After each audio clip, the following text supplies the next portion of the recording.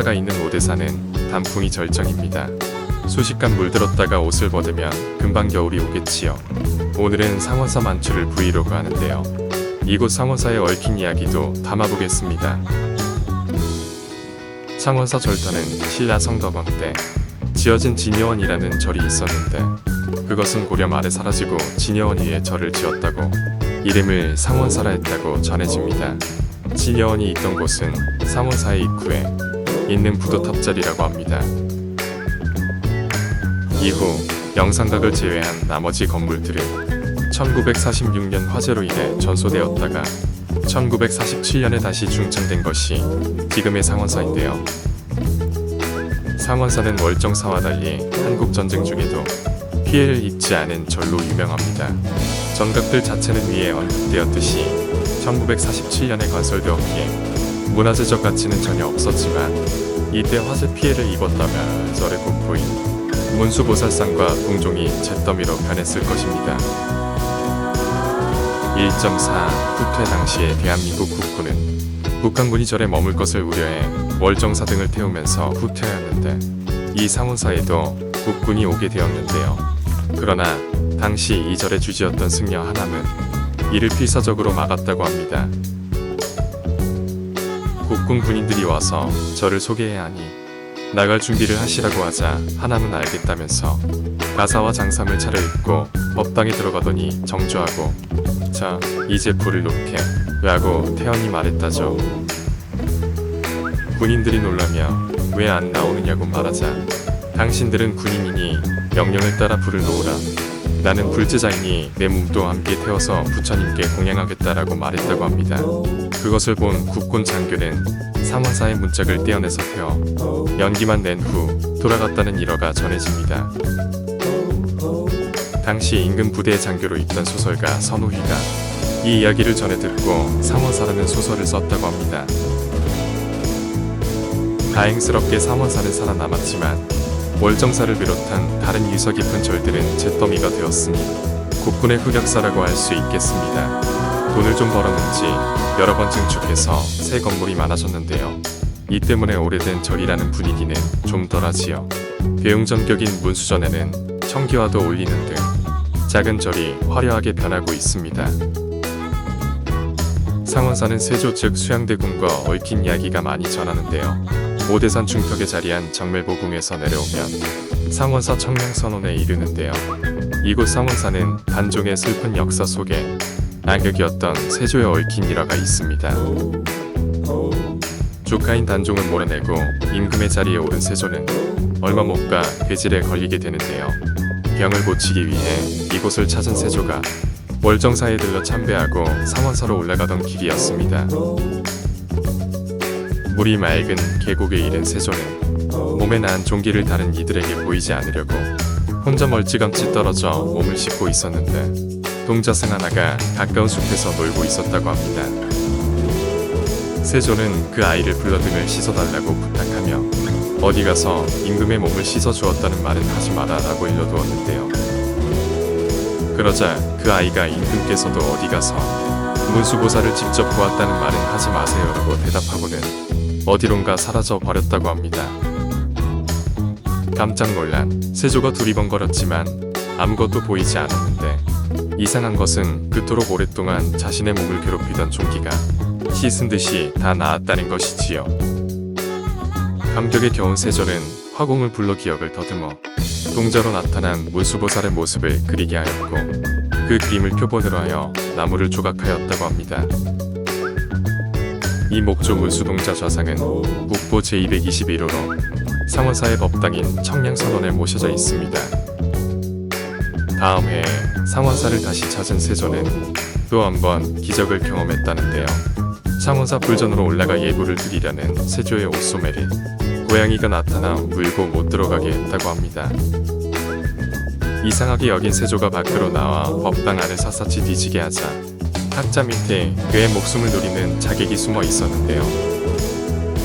고양이 덕에 목숨을 건진 세조는 상원사의 고양이의 밭이라는 뜻의 묘전을 내렸다고 합니다.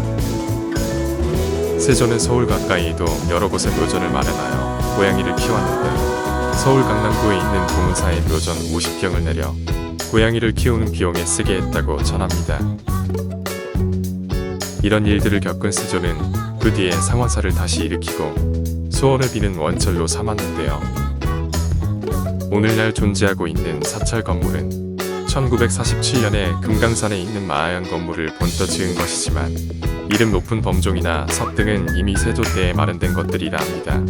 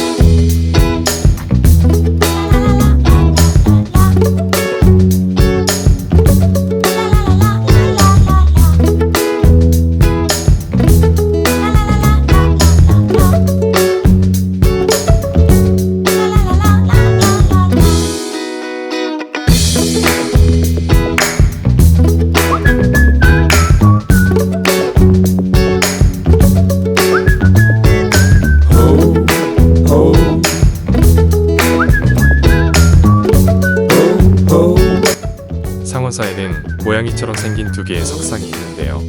한 석상은 목이 좀 긴데 사실은 목이 아니라 얼굴이 닳아 없어진 것이고 위에는 관을 쓰고 있던 것이라는 이야기가 전해집니다. 그러나 사실은 고양이상이 아닌 사사상입니다. 우측이 암사사상이고 좌측이 수사사상으로 자세히 본다면 암사사상과 달리 수사사상 목에서 갈기를 확인할 수 있습니다. 사자를 보지 못한 상황에서 불경에 묘사된 내용만으로 조각을 하다 보니 이상해지는 경우가 생기는 것인데요. 비슷한 예로 군항상 모전 서탑에 있는 사자상이 물개상으로 오인된 적이 있습니다.